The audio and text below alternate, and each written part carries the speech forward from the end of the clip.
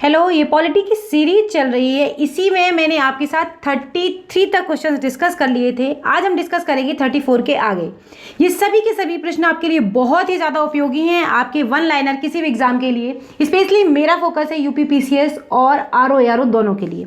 तो आप ध्यान रखिएगा इन प्रश्न को, और ये प्रश्न आपके लिए एग्जाम में आप ये मान के चलिए पॉलिटी के प्रश्न इससे बाहर कभी नहीं आएंगे। ठीक है, तो क्वेश्चन नंबर 34 देखते हैं। 34 क्या कह रहा है? सूची 1 का सूची 2 से सुमेलित करना है और दिए गए कूटों का उपयोग करते हुए सही उत्तर का चयन करना है। तो मूल अधिकार कहाँ से लिए हैं हमने? सूची 2 में देखिए मूल अधिकार कहाँ से लिए गए हैं। मूल अधिकार लिए गए हैं संयुक्त राज्य अमेरिका से। शासन की संसदीय प्रणाली को हमने कहाँ से लिया हुआ है? तो आपको पता है ये हमने यूके से लिया हुआ है। आपात उपबंध कहाँ से लिए गए हैं? ये लिए गए हैं कनाडा से। और राज्य के नीति निर्देशक जो तत्व हैं वो कहाँ से लिए गए हैं?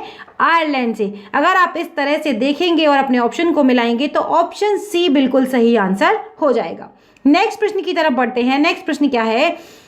लोकहित मुकदमे की संकल्पना का प्रारंभ हुआ था यूनाइटेड किंगडम से, ऑस्ट्रेलिया में, यूनाइटेड स्टेट ऑफ अमेरिका या फिर कनाडा में। तो क्वेश्चन नंबर 35 का अगर देखते हैं तो यूनाइटेड स्टेट ऑफ अमेरिका में इसकी संकल्पना का प्रारंभ हुआ था। ऑप्शन सी यहां पर सही आंसर हो जाएगा। क्वेश्चन नंबर 36, न्यायिक पुनरावलोकन की व्यवस्था बहुत बार एग्जाम में पूछा गया है। केवल भारत में है, केवल यूएसए में है, भारत और यूएसए दोनों में है, केवल यूके में है। तो ये बात आपको पता होनी चाहिए, ये भारत और यूएसए दोनों में है, क्योंकि यहीं से ये परिकल्पना हमने ली थी। ठीक है, नेक्स्ट प्रश्न देखते हैं। क्वेश्चन नंबर 37 क्या है? निम्नलिखित में से कौन सा कथन सत्य है? संयुक्त राज्य अमेरिका में सरकार की संघीय प्रणाली है। भारत में सरकार की संघीय और एकात्मक दोनों प्रकार की प्रणाली है। फ्रांस में सरकार की संघीय प्रणाली है। पाकिस्तान में प्रधानमंत्री की नियुक्ति वहां की जनता के द्वारा होती है। क्वेश्चन नंबर किसकी बात कर रहे हैं? क्वेश्चन नंबर 37 का क्वेश्चन क्या आंसर सही हो जाएगा?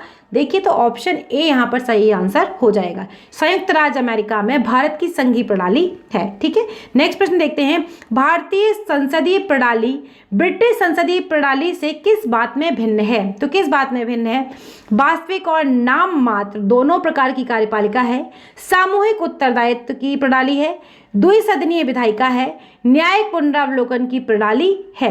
तो क्वेश्चन नंबर 38 का देखते हैं तो क्या ऑप्शन सही हो जाएगा? ऑप्शन डी यहां पर सही आंसर हो जाएगा। ठीक है, संसद में जो ब्रिटिश संसदीय प्रणाली से ये चीज भिन्न है भारत में। नेक्स्ट प्रश्न है, कनाडा की संघात्मक व्यवस्था निम्नलिखित में से किस देश से संबंधित है? भारत की जो संघात्मक व्यवस्था है वो कनाडा से, यूनाइटेड किंगडम से, संयुक्त राज्य अमेरिका से, आयरलैंड से। क्वेश्चन नंबर 39, तो आपको पता है ये सारे प्रश्न बार बार डिस्कस हो चुके हैं। ऑप्शन ए यहाँ पर सही आंसर हो जाएगा। भारत में न्यायिक पुनरीक्षण की जो संकल्पना है निम्नांकित देश के संविधान से ली गई है। यूके से, संयुक्त राज्य अमेरिका से, यूएसआर से, ऑस्ट्रिया से। तो क्वेश्चन नंबर 40, आपको ये सब चीज़ें तो बहुत आसानी से याद हो गई हैं। क्वेश्चन नंबर 40 का बी ऑप्शन यहाँ से सही आंसर हो जाएगा। नेक्स्ट देखते हैं, निम्नलिखित में से कौन सी विशेषता भारतीय लोकतंत्र की नहीं है? देखिए पूछा जा रहा है कौन सी विशेषता है जो भारतीय लोकतंत्र की नहीं है।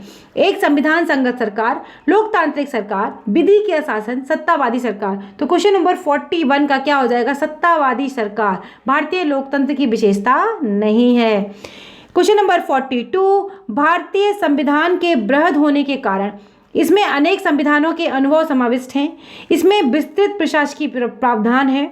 यह एक बड़े देश के शासन से संबंधित है। यह संघ तथा राज्य सरकारों का संविधान है। तो क्वेश्चन नंबर 42 का आपको समझ में आ ही गया होगा पढ़ के, यह संघ तथा राज्य सरकारों का संविधान है। ऑप्शन डी यहां पर सही आंसर हो जाएगा। नेक्स्ट देखते हैं क्वेश्चन नंबर 43, भारतीय संघवाद को सहकारी संघवाद किसने कहा है? जी ऑस्टिन ने, के हियर ने, सर आइवर जेनिंग्स ने या फिर डीडी बसु ने। तो क्वेश्चन नंबर 43 का ये ऑप्शन कई बार पूछा गया है, तो ये सही हो जाएगा। यहाँ पर जी ऑस्टिन ने ऐसा कहा है। क्वेश्चन नंबर 44 देखिए, निम्नलिखित में से किस एक का कथन है कि संविधान को संघात्मकता के तंग ढांचे में नहीं ढाला गया है? ऐसा किसने कहा था? तो डीडी बसु ने, के एम मुंशी ने, बी आर अम्बेडकर ने या फिर के अय्यर ने। ऐसा किसने कहा था 44 में? तो ये ऐसा कहा था बी आर अंबेडकर ने कहा था। ठीक है, नेक्स्ट प्रश्न देखते हैं। भारत में राजनीतिक व्यवस्था के मूलभूत लक्षण हैं, क्या हैं? यह एक लोकतांत्रिक गणतंत्र है, इसमें संसदात्मक रूप की सरकार है, सर्वोच्च सत्ता भारत की जनता में निहित है, यह एक एकीकृत शक्ति का प्रावधान करती है। तो क्वेश्चन नंबर 45 का अगर आप देखेंगे तो क्या आपको लगता है 4 ऑप्शन सही होगा? इसमें 4 तो आप बिल्कुल ही हटा दीजिए, तो 4 जिसमें है वो सभी गए। ठीक है ना, अब इसमें 4 है ही नहीं, तो अब ये और ये केवल 2 बचते हैं। तो आप देखेंगे लेकिन भारत सर्वोच्च सत्ता भारत की जनता में निहित है, ये तीसरा सही है। तो इस तरीके से आपको एलिमिनेट करके आपको ऑप्शन अपना मिल जाएगा। ठीक है ना, तो ऑप्शन बी यहाँ पर सही आंसर हो जाएगा। क्वेश्चन नंबर 46, भारतीय राजनीति पद्धति के बारे में निम्न में कौन सा सही नहीं है? कौन सा नहीं है? धर्मनिरपेक्ष राज, संसदीय पद्धति की सरकार, संघीय नीति, राष्ट्रीय पद्धति की सरकार। तो आपको पता है, पढ़ के ही समझ में आ रहा होगा, राष्ट्रपति पद्धति की सरकार। इतनी बार आप हमारे साथ पॉलिटी पढ़ चुके हैं, और जिन लोगों ने नहीं पढ़ी है जाकर पूरी प्लेलिस्ट है पॉलिटी की, जरूर देख लें। क्वेश्चन नंबर 47, निम्नलिखित में से किससे भी निर्धारित होता है कि भारत का संविधान परिसंघीय है? तो किससे होता है? संविधान लिखित और अनन्य है, न्यायपालिका स्वतंत्र है, अवशिष्ट शक्तियों का केंद्र में निहित होना, केंद्र और राज्यों के बीच शक्तियों का वितरण होना। तो क्वेश्चन नंबर 47 देखिए, जहां पर केंद्र और राज्य में शक्तियों का वितरण है, ऑप्शन डी यहां पर सही आंसर हो जाएगा। नेक्स्ट देख लेते हैं। कथन ए दिया गया है, भारतीय संविधान अर्ध संघात्मक है। भारतीय संविधान ना तो संघात्मक है ना ही एकात्मक। सही उत्तर का चयन करना है।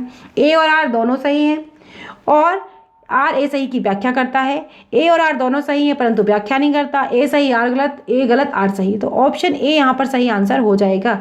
ठीक है ना, दोनों बातें सही हैं। भारत की संसदीय प्रणाली एवं ब्रिटेन की संसदीय प्रणाली में अंतर का बिंदु निम्नलिखित है। अभी आपके साथ डिस्कस किया था, 49 का देख लेते हैं। सामूहिक उत्तरदायित्व, न्यायिक समीक्षा, द्विसदनीय व्यवस्थापिका और वास्तविक एवं नाम मात्र की कार्यपालिका। तो आपको पता है कि न्यायिक समीक्षा जो है वो इससे हमें डिफ्रेंशिएट करती है। ये कुछ प्रश्न थे, बहुत ही महत्वपूर्ण है आपके लिए, पॉलिटी के लिए। मैं आपसे यही कहूँगी कि बार बार इन प्रश्नों को रिवाइज करिए, देखिए। जब तक आप इन्हें रिवाइज नहीं करेंगे, आप पॉलिटी के बहुत सारे कॉन्सेप्ट्स को मिस कर जाएंगे, और आपके लिए एग्जाम में आप ये मान के चलिए कि प्रश्न यहीं से ही 100% आएंगे।